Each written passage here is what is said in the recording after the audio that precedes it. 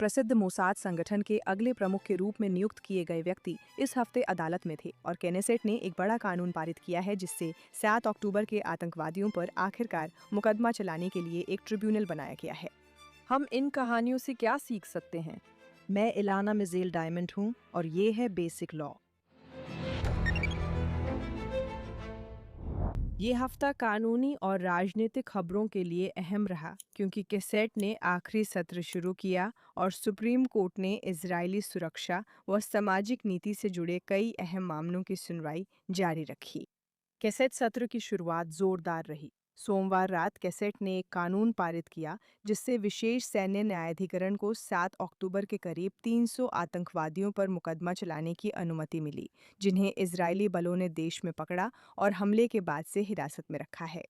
ये इस बात को लेकर 2.5 साल से चल रही कानूनी अनिश्चितता को खत्म करने की कोशिश है कि इन आतंकवादियों पर मुकदमा कैसे और किस तरह चलाया जा सकता है और चलाया जाना चाहिए। ये विधेयक गठबंधन और विपक्ष ने मिलकर पेश किया था। ये 93 के मुकाबले 0 वोटों से पारित हुआ, जो कि एक दुर्लभ विशेष बहुमत है। और ये इसलिए भी खास है क्योंकि साधारण बहुमत ही काफी होता और किसी एक भी सदस्य ने इसके खिलाफ वोट नहीं दिया। 7 अक्टूबर को हमारे दोस्तों और परिवार के लोगों की हत्या, बलात्कार, अंगभंग, अगवा और यातना देने वालों पर मुकदमा चलाने और उन्हें सजा देने के बाद हमारे एकजुट होने का मजबूत संदेश है। Friends and family on October 7th.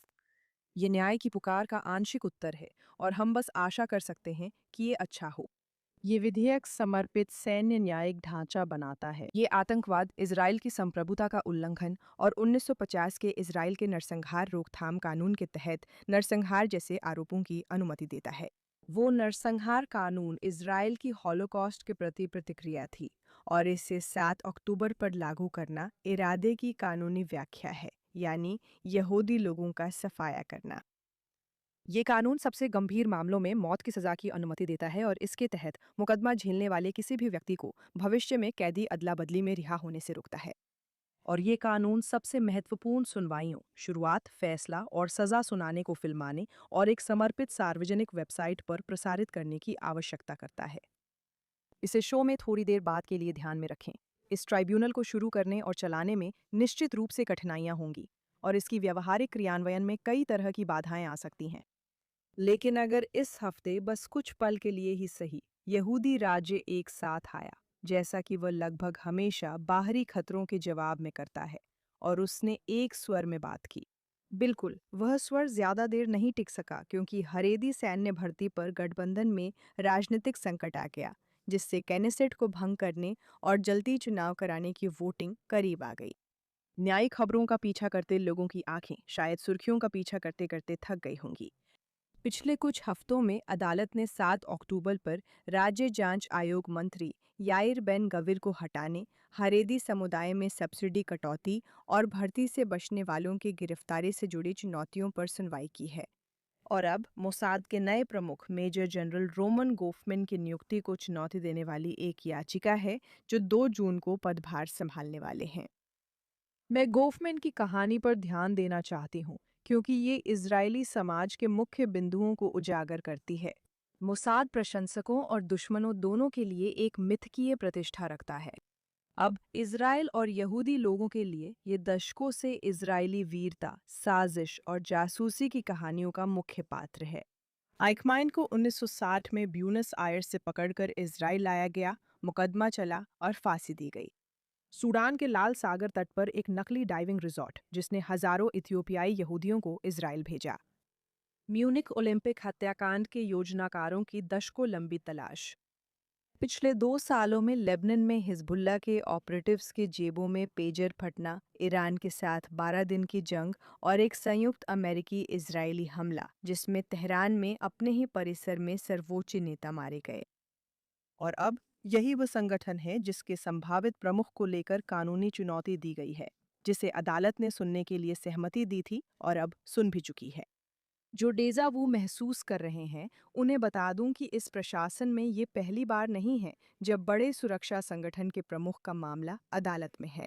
पिछले साल शिन बेट प्रमुख रोनेन बार की बर्खास्तगी को चुनौती मिली थी, जिससे सरकार को उसी प्रमुख के साथ काम करना पड़ा जिससे वो सार्वजनिक रूप से हटाना चाहती थी, और काफी हद तक उसके साथ काम नहीं हो पाया। शिनबेट प्रमुख डेविड ज़ीनी को कानूनी चुनौतियों के कारण पद संभालने में देरी हुई और पद ग्रहण के बाद भी वे इन्हीं चुनौतियों का सामना कर रहे थे। अब ये कहानियां वही हैं जिनका मैं जिक्र करती हूँ जब मैं आम लोगों से बात करती हूँ कि कैसे इजराइल में कानून हर उस बड़े नीति निर्णय से अलग नहीं किया जा सकता जो इजरायली जीवन के हर पहलू, राष्ट्रीय सुरक्षा, अर्थव्यवस्था, शिक्षा, धर्म और राज्य को प्रभावित करता है।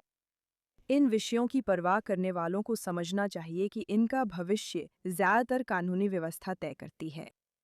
ये बात खास तौर पर उस देश में सच है जहां अच्छा हो या बुरा, कोई भी व्यक्ति किसी भी फैसले को सीधे सुप्रीम कोर्ट में चुनौती दे सकता है। जहां अच्छा हो या बुरा, अटॉर्नी जनरल खुद कार्यपालिका शाखा के भीतर से नीतियों पर प्रभावी रूप से स्वतंत्र वीटो के रूप में काम करता है। जहां राज्य केंद्रित विचारधारा ने ऐसी नौकरशाही बनाई है जो राजनीतिक नेतृत्व पर अत्यधिक नजर रखना अपने काम का हिस्सा मानती है, अच्छे बुरे दोनों मायनों में। और अब हम आते हैं प्रधानमंत्री के सैन्य सचिव मेजर जनरल गॉफमैन और मोसाद के मामले पर। रिकॉर्डिंग के वक्त अदालत ने फैसला नहीं सुनाया था, पर परिणाम कुछ भी हो, ये पृष्ठभूमि अहम रहेगी। तो गोफमैन की कहानी क्या है?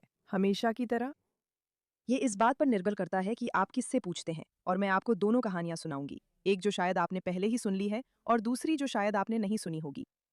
ये चुनौती देने वालों का नजरिया है जिसे व्यापक रूप से बताया गया है। दो एनजीओ ने हाईकोर्ट में याचिका दायर की, ओरी भी शामिल हुई। Machias, a man who El Machias 17 साल के थे जब गॉफमैन, जो डिवीजनल कमांडर थीं, ने अरबी भाषा के प्रभाव अभियान के लिए उनकी भर्ती मंजूर की, जिसे चलाने के लिए आईडीएफ अधिकृत नहीं थी। उस वक्त नाबालिग थे। एल मकायस को शिन बेट ने जासूसी के आरोप में गिरफ्तार कर करीब 18 महीने हिरासत में रखा। बाद में आरोप पत्र वापस ले लिया गया। आशेर ग्रूनिस, नियुक्ति समिति के अध्यक्ष व सुप्रीम कोर्ट के पूर्व अध्यक्ष, ने समिति द्वारा गोफमैन की मंजूरी का विरोध किया और इसे गंभीर नैतिक खामी बताया। अटॉर्नी जनरल गली बराव म्यारा ने रविवार को अपनी राय दाखिल की, जिसमें उन्होंने कहा कि ये नियुक्ति उद्धरण के अनुसार अत्यंत और स्पष्ट रूप से अयुक्ति संगत है और इसे रद्द कर देना चाहिए। और पद छोड़ रहे मोसाद प्रमुख डेविड बार्नेया ने सुप्रीम कोर्ट को बिना मांगे एक पत्र भेजा जिसमें चेतावनी दी गई कि गोफमैन उद्धरण के अनुसार इजराइल राज्य को भारी नुकसान पहुंचा सकते हैं। इस दृष्टिकोण से नियुक्ति गलत है। निकायों ने इसे चिन्हित किया है। अदालत अपना काम कर रही है। लेकिन यहाँ एक पक्ष है जिससे शायद आप परिचित नहीं हैं, और वो पक्ष ये कहता है कि एल मकायस मामला शुरू से ही उलझा हुआ था, क्योंकि वहां एक नहीं बल्कि दो अलग अलग ऑपरेशन थे। गंभीर वाला, जिसने एल मकायस को जेल में डाला, उसमें गॉफमैन का कोई लेना देना नहीं था। गोफमैन के डिवीजन के एल मकायस से संपर्क करने के महीनों पहले ही एक अलग सैन्य खुफिया इकाई उसे गोपनीय सामग्री के स्रोत के रूप में चला रही थी। गोफमैन के डिवीजन ने इससे कहीं अधिक सीमित भूमिका निभाई थी। एक अधीनस्थ के सुझाव पर उसने एल मकायस के लोकप्रिय टेलीग्राम चैनल को पहले से ही इजरायली समाचार साइटों पर उपलब्ध सार्वजनिक जानकारी सीरियाई सीमा पर निरोधक अभियान के तहत दी थी। गोफमैन को नहीं पता था कि चैनल नाबालिग चला रहा है। सच सामने आने पर आईडीएफ मिलिट्री एडवोकेट जनरल ने आपराधिक जांच से इनकार किया। वहीं उत्तरी कमान के कमांडर ने इसे नैतिक नहीं, संचालन संबंधी विफलता माना। उन्होंने सिर्फ एक कमांड स्तर की टिप्पणी जारी की, जो आईडीएफ की सबसे निचली प्रतिक्रिया है और गोफमैन की फाइल में भी दर्ज नहीं होती। अगर हम यह व्याख्या माने तो जो हम देख रहे हैं वह और भी चिंताजनक है। वेटिंग समिति के 3 सदस्यों के बहुमत ने नियुक्ति को मंजूरी दी, जबकि जस्टिस ग्रूनिस ने असहमति जताई, लेकिन अपनी राय को गोपनीय रखा और इसकी पूरी वजह ना तो अपने समिति के अन्य सदस्यों के साथ साझा की और न ही जनता के साथ। इसके बाद अटॉर्नी जनरल ने अदालत में प्रधानमंत्री का प्रतिनिधित्व करने से इनकार किया। अपनी समय सीमा 2 दिन से चूक गई और अध्यक्ष के असहमति वाले पक्ष को अपना लिया। इसी बीच रिपोर्टों के अनुसार निवर्तमान मोसाद प्रमुख, जो एक निर्वाचित अधिकारी नहीं है, ने अपने नामित उत्तराधिकारी के खिलाफ प्रधानमंत्री, समिति, अटॉर्नी जनरल और फिर एक गोपनीय पत्र के माध्यम से अदालत तक एक अभियान चलाया। इस दृष्टिकोण से देखें तो गॉफमैन के प्रति प्रतिक्रिया गॉफमैन के बारे में कम और संस्थागत प्रतिक्रिया के बारे में अधिक है। एक ऐसा सिस्टम जिसमें वरिष्ठ लोग तब एकजुट होकर चुनी हुई सरकार की पसंद का विरोध करने में सहज महसूस करते हैं जब उम्मीदवार उनके दायरे से बाहर का होता है। अब इन व्याख्याओं के बारे में कोई भी जो भी सोचता हो, प्रधानमंत्री खुद ने इस पर सीधे तौर पर प्रतिक्रिया देने का फैसला किया है।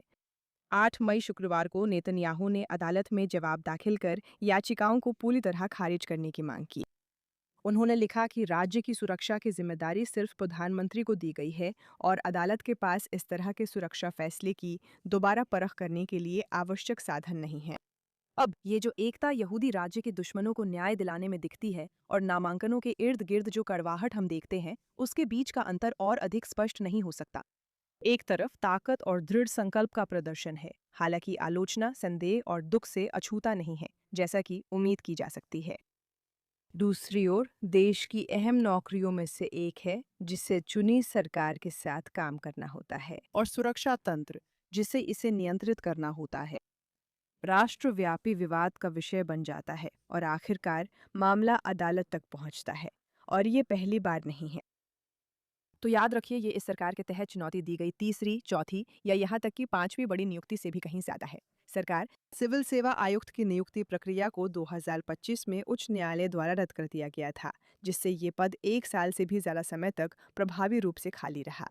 इस महीने की शुरुआत में अध्यक्ष नियुक्ति के कारण टेलीविजन और रेडियो के लिए दूसरा प्राधिकरण पर आपातकालीन स्थगन आदेश से रोक लगाई गई थी। 2024 में उसी प्राधिकरण की कार्यवाहक प्रमुख ओडालिया मिनिस के खिलाफ याचिका दायर हुई, जिसे अटॉर्नी जनरल ने बचाव से इनकार कर दिया। तब अदालत ने अटॉर्नी जनरल को फटकार लगाई और नियुक्ति मंजूर की थी। चलिए 1 मिनट में समझते हैं कि इन चुनौतियों की बार का क्या मतलब है। नियुक्तियों और अदालत के बारे में नियम ये था कि अदालत अत्यधिक अविवेकपूर्णता के सिद्धांत का इस्तेमाल बहुत ही कम करती थी। तो आखिर चल क्या रहा है? क्या इस सरकार द्वारा की गई हर नियुक्ति वाकई इतनी दोषपूर्ण है कि उसे कानूनी आधार पर बर्खास्त करना जरूरी हो जाता है? शायद कुछ लोग ऐसा सोचते हैं, लेकिन यह उत्तर संभव नहीं लगता, क्योंकि अदालत ने खुद आखिरकार जीनी की शिन बेट में नियुक्ति और मिनिस की कार्यवाहक पद पर नियुक्ति को मंजूरी दी थी। अगर हम चुनौती देने वालों के प्रति उदार हैं, तो कुछ नियुक्तियां समस्याग्रस्त हो सकती हैं।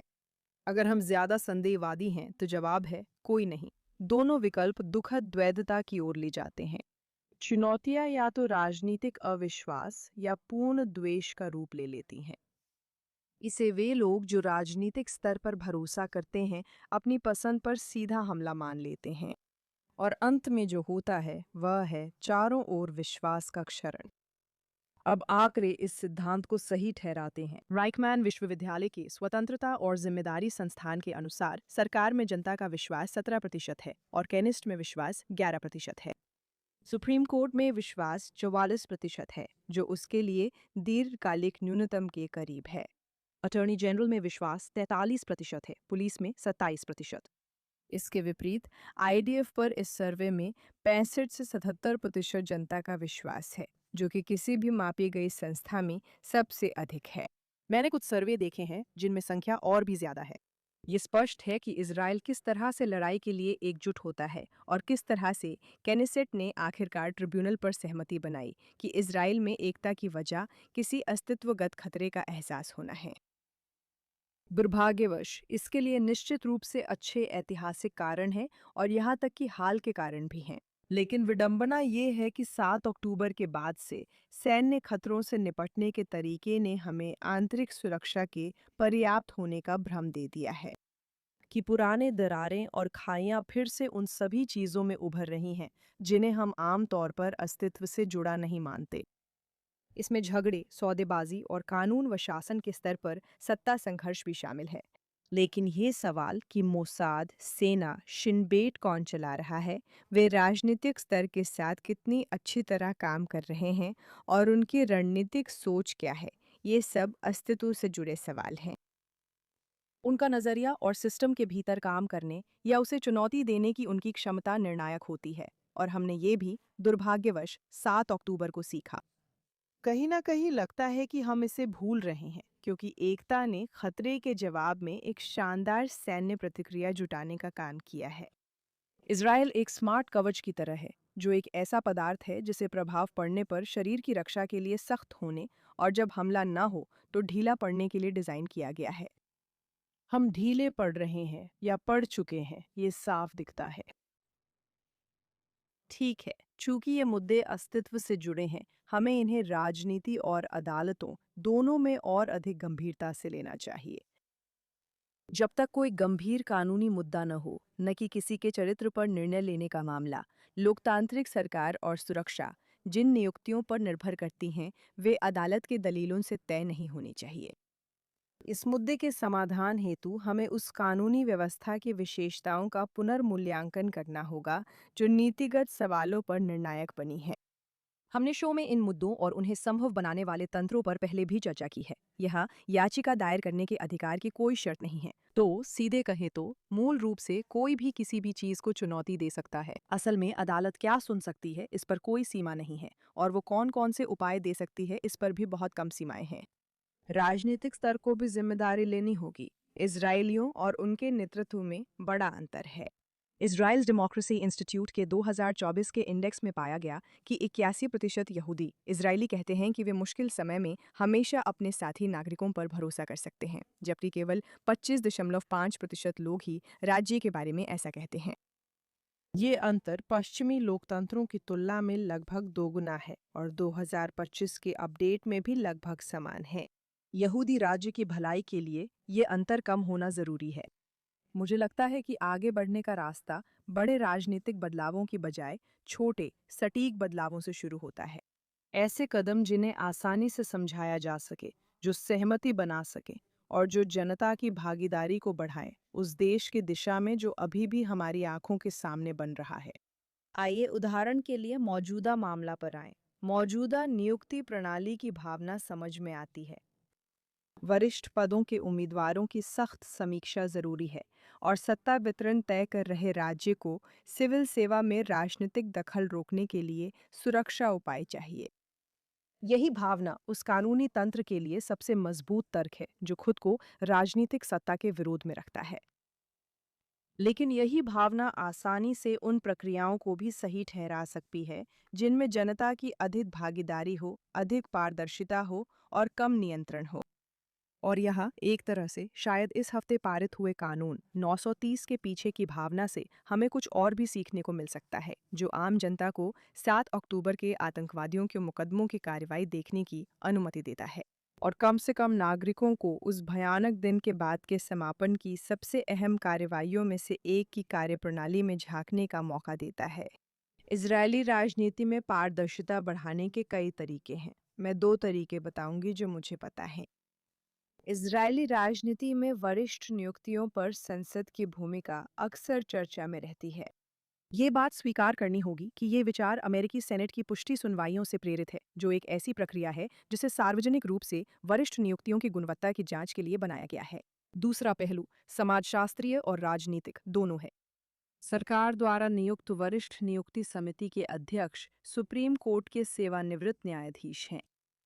हमेशा मूल विचार ये है कि ऐसे लोग तौरा हमीदोत यानी किसी के निजी मूल्यों व आचरण की शुद्धता का न्याय कर सकते हैं।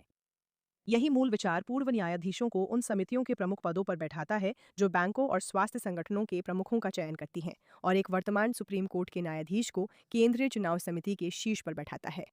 यही मूल विचार इसके साथ मिलकर सरकार पर एक प्रतिपक्षी शक्ति की इच्छा के साथ मिलकर यही मूल विचार सुप्रीम कोर्ट के न्यायाधीशों को न्यायिक चयन समिति पर नियंत्रण रखने वाला समूह बना देता है। लेकिन एक और कम दिखने वाली समस्या ये है कि इन बेहद महत्वपूर्ण समितियों का नेतृत्व एक छोटे से समूह तक सीमित हो जाता है, जिनका अपने करियर में अधिकार जनता से दूरी बनाए रखने पर निर्भर करता है। ये दूरी न्यायाधीशों की कानूनी भूमिका को मजबूत करने के लिए बनाई जाती है। लेकिन जब काम ये है कि सार्वजनिक हस्तियों के चरित्र को पढ़ना है, जो लोकतांत्रिक शासन की जटिलता में अन्य सार्वजनिक हस्तियों के साथ काम करेंगे, तो ये योग्यता स्पष्ट रूप से सही नहीं लगती।